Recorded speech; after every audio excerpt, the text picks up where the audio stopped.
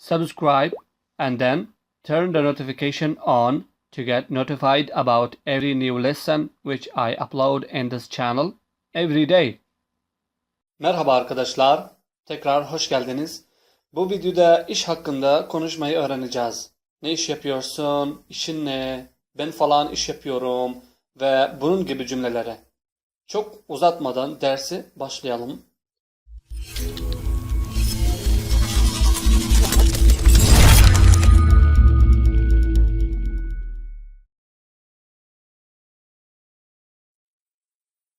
Mesela ne iş yapıyorsun demek istediğinizde İngilizce'de böyle söylenir.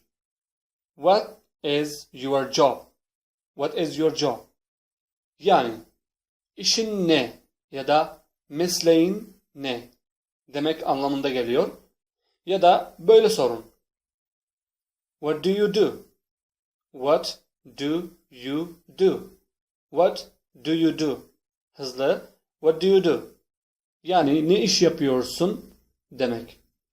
Burada what is yani ne.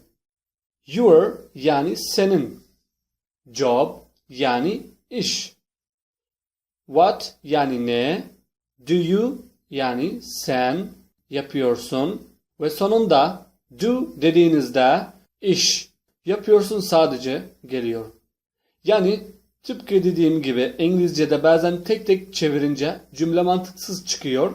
Çünkü İngilizce Türkçe gibi değil. Bazı çok gereksiz kuralları var ya da mantıksız kuralları var.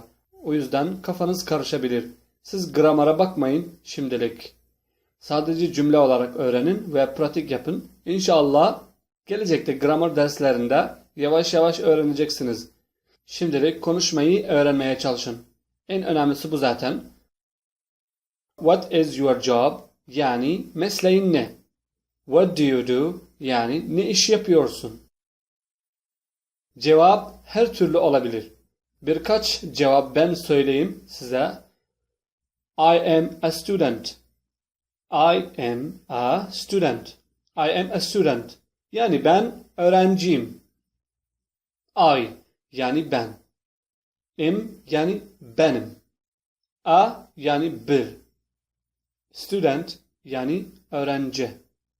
Ya da I'm a doctor. I am a doctor. I am a doctor. Ben doktorum. Ya da I work as a doctor. I work as a doctor. I work as a doctor. Yani doktor olarak çalışıyorum. I work yani ben çalışıyorum. As yani gibi ya da olarak. A yani bir. Doctor yani doktor.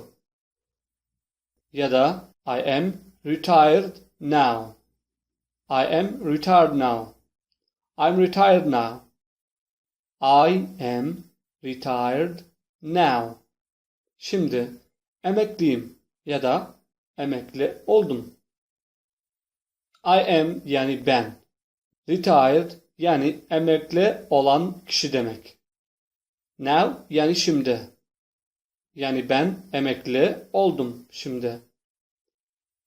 Şimdi sadece birkaç mesleklerin isimlerini söyleyeyim. Siz not alın. Sonra pratik yapmak için lazım olabilir. Ve tabii ki İngilizce konuşmak için kelimeleri de bilmek önemli bir şey. Teacher. Teacher. Yani öğretmen. Doctor. Doctor. Yani doktor. Lawyer.